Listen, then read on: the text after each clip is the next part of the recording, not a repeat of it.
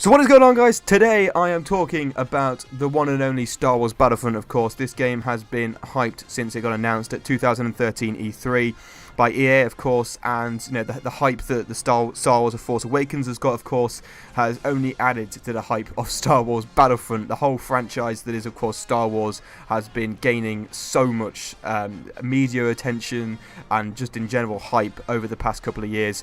And yeah, it's only going to do well in terms of sales for Star Wars Battlefront and obviously the film itself when it comes out in December. So I just wanted to kind of talk about the game specifically, of course, and what Star Wars Battlefront is going to be like, and do like a preview on it and whether it can actually live up to the hype that it currently has, of course. And we've obviously had the beta that was a couple. I think it was about 4 weeks ago, maybe a month ago. I can't quite remember when it was, but it was not too long ago. And ever since then, people's opinions have slightly changed on it. I know mine has personally changed on it slightly after playing the beta.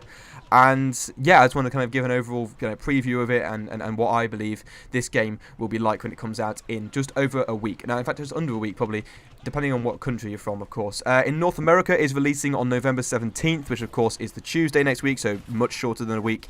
And in Australia and Europe, where of course we are, it releases 2 days later on Thursday, which is really a weird day to release a game. But they're doing that for some bizarre reason. Originally it was meant to release on the 20th, but they changed it to the 19th for some weird reason I don't understand. But either way, we're moving on, of course, with what Battlefront actually has as a game. And we know, of course, it's running on the Frostbite 4 engine, which, of course, Battlefield 4 has. Need for Speed recently uses it. Basically, the majority of EA games use the Frostbite engine, which, of course, DICE developed themselves for Battlefield 4, and obviously they used it for Battlefront 4 as well.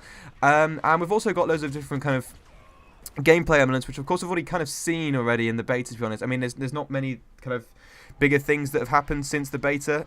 We've seen a couple more gameplay. We saw one at Paris Games Week. There was a trailer that was showing off the new characters. That's something I'm going to slightly touch on now as well, is the idea that the characters, in terms of like the Sith and of course the Rebels and the two sides, of course, they are slightly.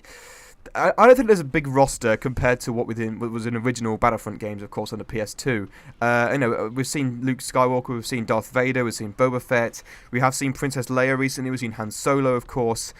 But other than that, I don't think we've seen many others. I mean, correct me if I'm wrong in the comments, of course, but I don't know many others. The Emperor, of course, Emperor Palpatine. I mean, yeah, I can't think of many other ones. I think from what I'm reading it here, it says R2-D2 and C-3PO, of course, make appearances, but they're not playable. So it seems like there's definitely a limited amount of characters compared to the original games, where you had like Mace Windu. I can't think of all the other. I think you could definitely play as Obi-Wan. You could definitely play as Yoda. I think Yoda is playable, actually. I could be wrong.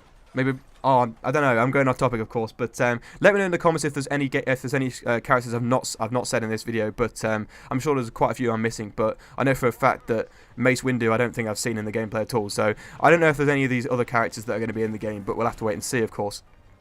We've also got a limited amount of planets, basically, and this has been probably the biggest talking point of the whole game itself. There's only 5 locations at launch. We're going to have the Battle of Jakku, of course, which is that DLC, free DLC, of course, which is going to release later on in the game's life cycle after the Force Awakens release, because it's something to do with that. And I think that'll be free DLC, so that will add to the extra one location, of course, and the rest will be sold as DLC. But at launch, there's 5 locations, and that's Hoth, Tatooine, Endor, Sullust, and Jakku, of course. And Jakku, I think, well, actually, that means there's only 4 then, because Jakku is also a DLC, which is added on later. So there's only 4 at launch, which is kind of not as good, maybe, as Battlefront originally had, where you had Mustafar, you had Coruscant, you had all these different planets from the Star Wars universe, and they're just not present in this game. It's really, really frustrating to see that. But we're going to move on, of course. That is a huge talking point, but there's quite a lot of stuff to get through in this game, so I want to kind of get as much in this video as possible. We've obviously got loads of different kind of gameplay mechanics, and we've seen these before. The guns sound fantastic, and you'll see in the gameplay in the background that The guns feel realistic. I think overall the sound quality is definitely better than the original Battlefront games. The Hoth map was fantastic to play on.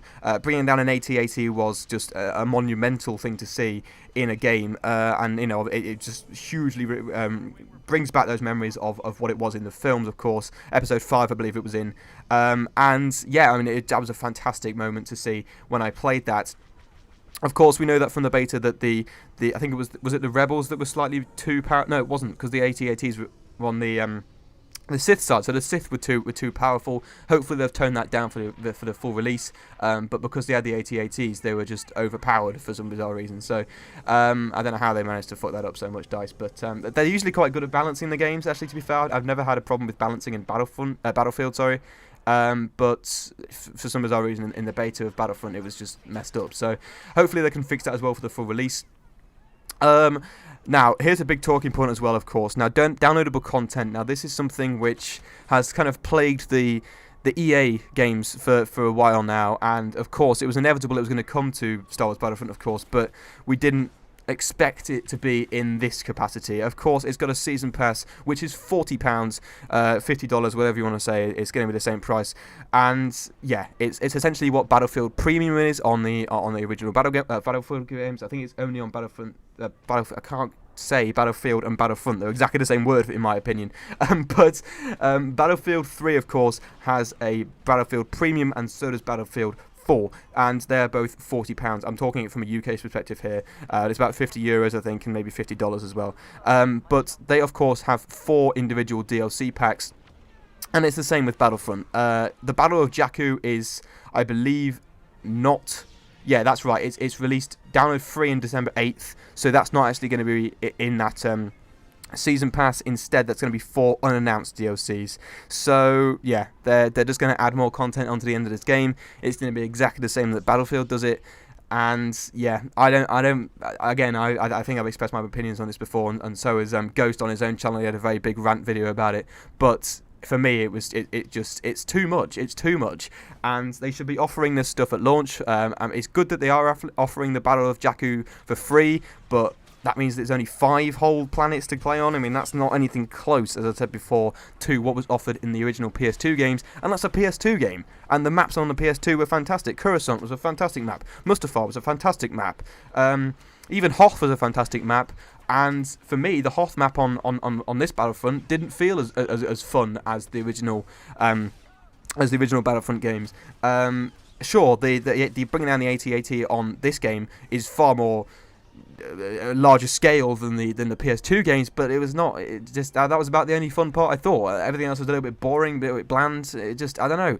This game to me feels like it had so much hype behind it, and I don't know if to a certain extent you can say it's been EA'd, like lots of different franchises have been, but I don't know. This game is for me, it was going to be such a huge game, and it was going to be the must buy of this year, and then instead that's turned into Metal Gear Solid 5, and for me, I just feel like Battlefront has kind of gone away from me. I don't think I'm going to buy it anymore, and will it live up to the hype? That's the question of this video. We'll have to wait and see. In my opinion, I don't think it will. I don't think this game is going to come anything close to what people's expectations were.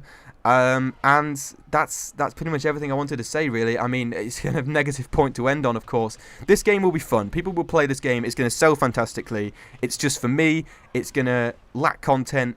It's going to charge people to get that extra content.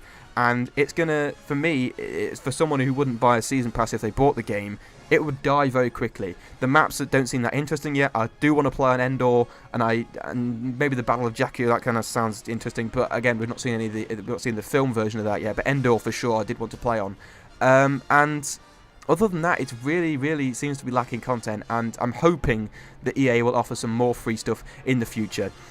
But that's everything I wanted to say in this video. That is the preview of Star Wars Battlefront finished. Let me know if you're going to be getting the game in the comments. Let me know if you're actually hyped for the game. Do you think it can live up to the hype?